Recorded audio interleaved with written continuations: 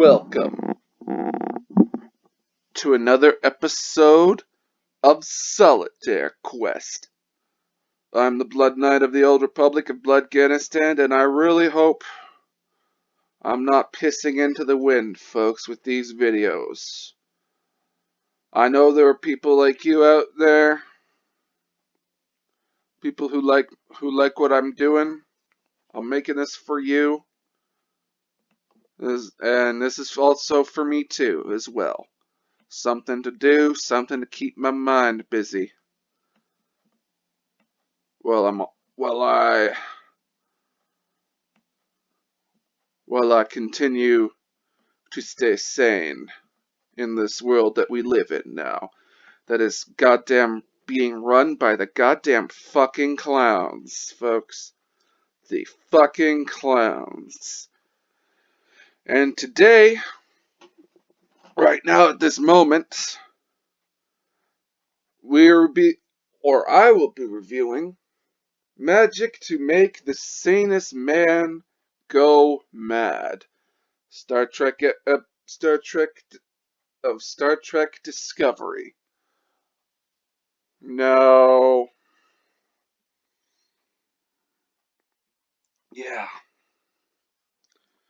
This episode begins with Michael Burnham's perspective.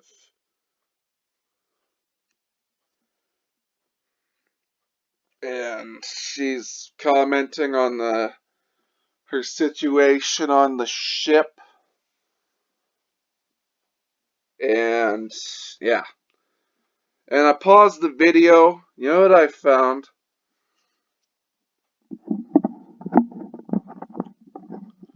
Okay, this goddamn mic. There we go. That should be better.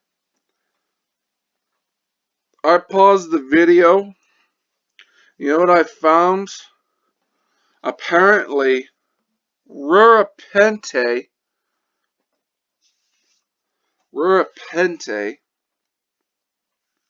is apparently near the border with the Federation. Apparently. You know? Apparently, it's right on the border. I think if I'm not mistaken, it's an ice moon, and yeah. Right on the border with the Federation, folks. I just found that I found that interesting because, yeah. Apparently, yeah. According to Burnham, Stamets is more personable since he injected himself with the tardigrade DNA, and yeah, Stamets' first impression in the series was crap, folks. Absolutely fucking crap. He's the first gay person, I would say, it's like, lively up yourself, man. Come on. Stop being such a asshole. Because there are plenty of gay people out there that, yeah, they're more personable. They're more like Elton John or something like that. They're more personable and whatnot. That's what I'm getting at. Stamets' first impression was terrible. And yeah, I paused the video. I paused it, and yeah, we had Tyler talking to Burnham, and yeah, Burnham was just making just the freakiest and weirdest faces at Tyler as Tyler was talking to Burnham. That was just freaking weird. Yeah, and apparently a party is Burnham's greatest challenge, because apparently watching her friend and mentor die is not apparently that's easy to her. Apparently a party is harder to Burnham than apparently watching your mentor and friend die. because that's apparently the case here. And so yeah, they're listening to old retro music and playing beer pong and presumably drinking alcohol on a science ship. Okay, this is I don't know how I don't know how freaky scientists get, folks. If you know some goddamn scientists and they know and you learn that they get freaky and whatnot, it's like yeah. If you learn that, definitely definitely definitely point that out. If you know any scientists that like just party like that, yeah. So yeah, this is all happening on a science ship.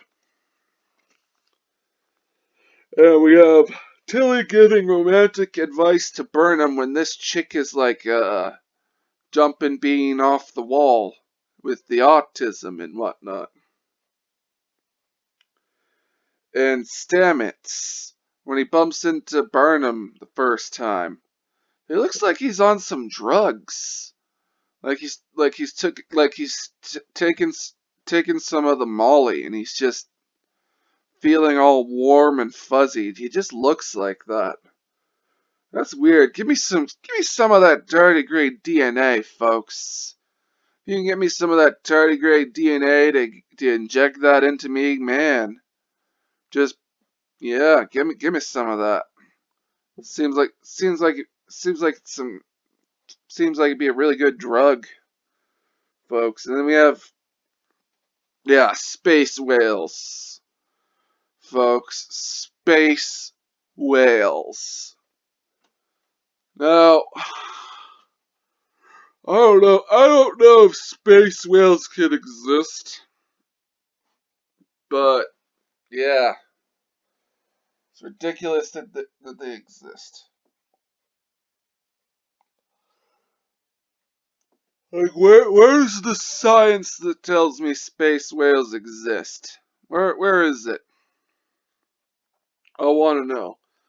I want to know how something organic can survive inside the vacuum of space, and I want to know how how it didn't get cooked by the radiation. And now, yeah, Mud escaped the Klingons, and now he wants revenge by stealing Lorca's ship and then selling it to the Klingons. Ugh.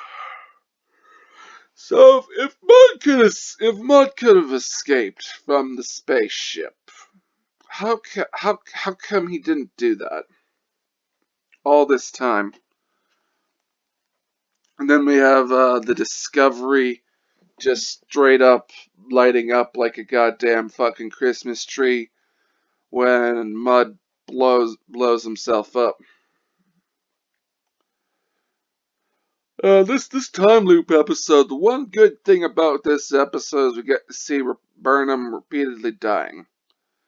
Because she is a uninteresting character who's boring and blah and doesn't get any better as this series drags on. Like the writing, the way she's written, she should have been, if she was a Vulcan or something, a straight up legit Vulcan, I could forgive. If she was a Vulcan and not named Michael Burnham, I could accept the concept of that character. But even to Paul, back in Star Trek Enterprise, but even to Paul was more personable and likable than Burnham. And yeah, Lorca says, yeah, I still don't give a damn when he talks about the space whale. And yeah, it's a great metaphor for how I feel about this show as I rewatch it. It's like, yeah, still don't give a damn. I mean, Like, a repeat viewing of this show does little to service does little service to it.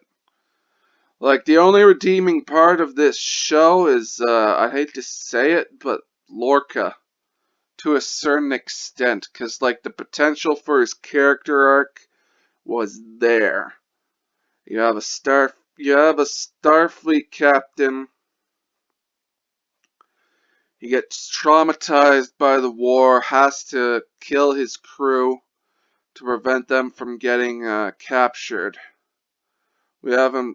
We see him make the tough choices, and all of that shit just gets discounted by at the end of this season. Like, the natural conclusion to his story arc should have been, it's like he learns to sort of live with himself and live with the guilt and live with the pain and what he did and how he did it. But instead we just get all that shit subverted. And yeah, Stamets is more personable. That's a benefit to the show. Should have been more personable from the beginning, but hey. And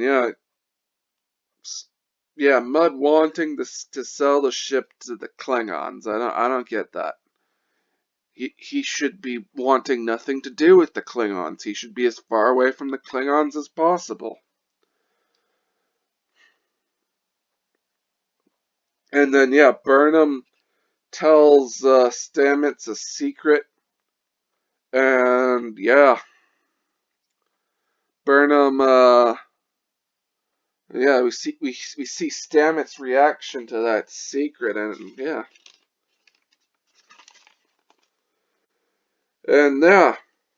we have Mudd. We have Mudd repeatedly killing Lorca. You know what? Kurtzman, continue to keep fucking yourself, Kurtzman. Seriously, go sit on that chair with the strap on taped to it and just keep sitting on that, Kurtzman. And every time you keep sitting on that dildo chair, I want you to keep buying a bigger a bigger dildo, one inch wider than before. So every time you sit on it, you just stretch your asshole to fucking infinity, because that's how much of an asshole you are, you fucking piece of shit. You glasses wearing piece of shit motherfucker. I really hope you fucking get punched in the dick when you first reach hell. I hope the first thing they do to you, I really hope you get punched in the dick. Not once, not twice, but 1,000 times unto infinity, you motherfucker. You glasses-eyed wearing piece of shit. Yeah, anyway. That's my oh yeah. Yep. Yep. Yep.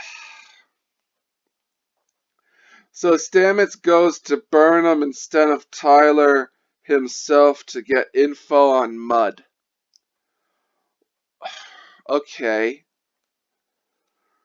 So we don't see the previous time loops where Stamets went to Tyler, and that didn't work out. I don't know why. It's kind of weird. But we see Stamets immediately having to go to Burnham instead of Tyler to get the info on Mudd. It's oh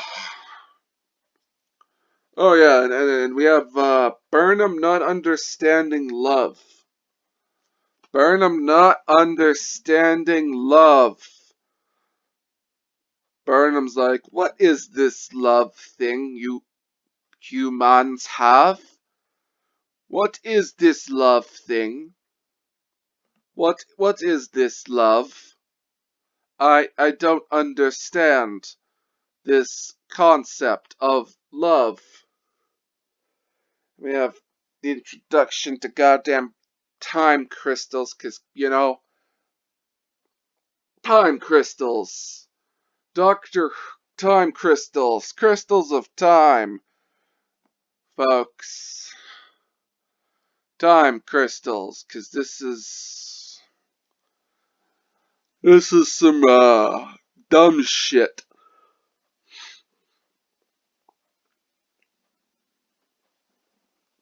And we got the concentrated dark matter bombs that Burnham can throw, or Mud finds out about, and yeah. Can dark matter disintegrate normal matter? Make it completely disappear altogether? I don't know. Yeah, and the computer security system on the Discovery is fucking shit, folks. The main computer security system is fucking shit. And then we have Burnham selling herself to Mud as the chick that killed Takuvma. God damn.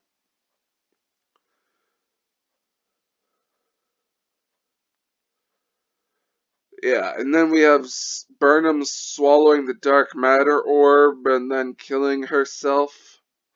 Which, yeah, I gotta admit, when I watched that episode again, I rewinded it and watched it back. It's just Burnham just disappeared into purple angel dust. And yeah, no reference to Groundhog Day. Although I don't know why. I noticed that. Apparently there are arms dealers and money and debt existing in the Federation. This is the goddamn fucking future! Where money doesn't fucking exist! Why are there arms dealers selling stuff? I thought money didn't fucking exist. Oh, man. Oh. This episode of Star Trek Discovery, it wasn't too terrible. I could actually watch this one episode of Star Trek Discovery and then stomach Michael Burnham, because the fact that knowing she dies repeatedly over and over in a goddamn time loop sort of brings a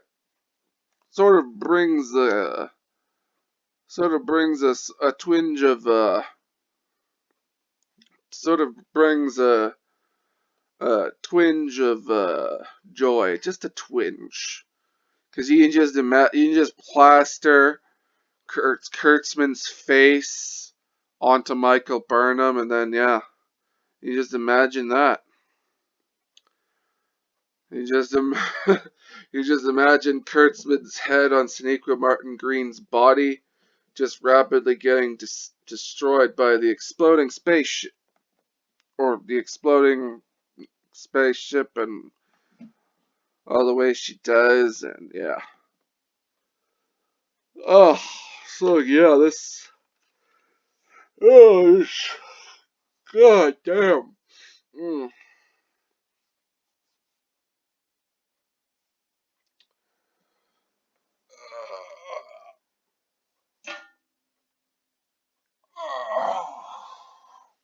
Frig.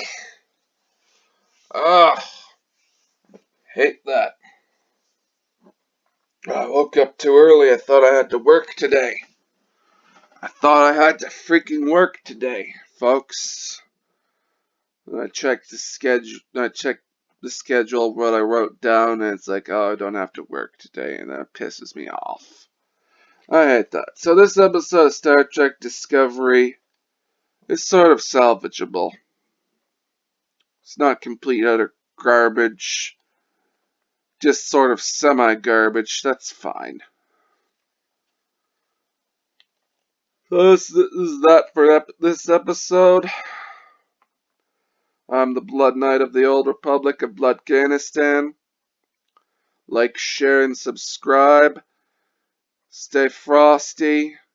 Get your jewels in one where you can. Stay sexy, San Diego. And yeah, peace out.